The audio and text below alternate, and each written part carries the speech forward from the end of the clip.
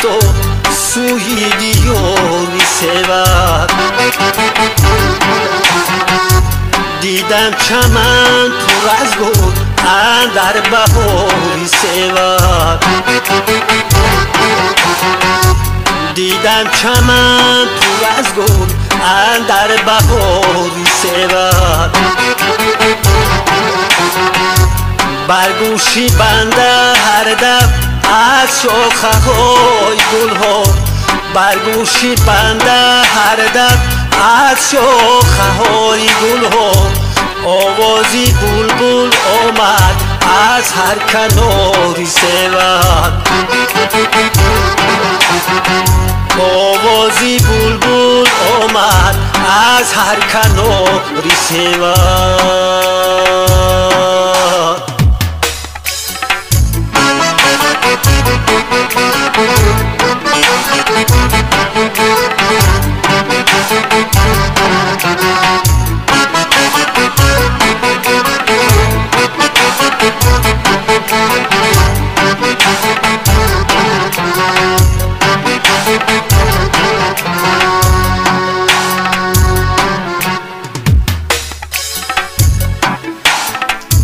در گوشه نشسته بالای سبزه تر دستی دعا کشادم سوی مزار سبد دستی دعا کشادم سوی مزار سبد مهمانی ده بودم چند میانی مردم مهمانی ده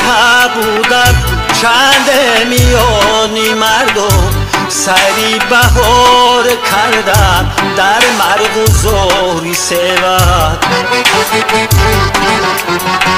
سری بهار کردم در مرغزاری سبد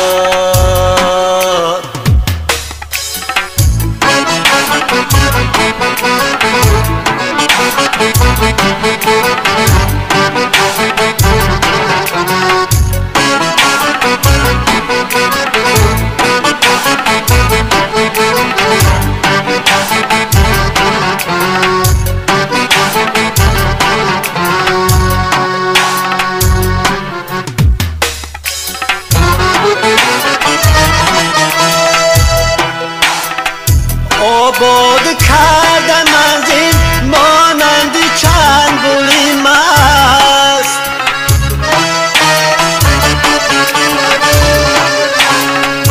مردانی خوش کلام و با ننگ و آری سبد مردانی خوش کلام و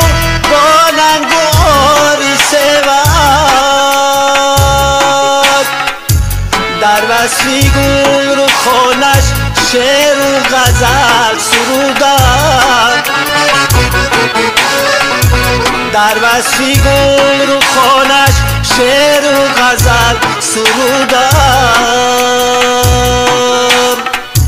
دل گشت عاشقی زاد با یک نگاهی سبد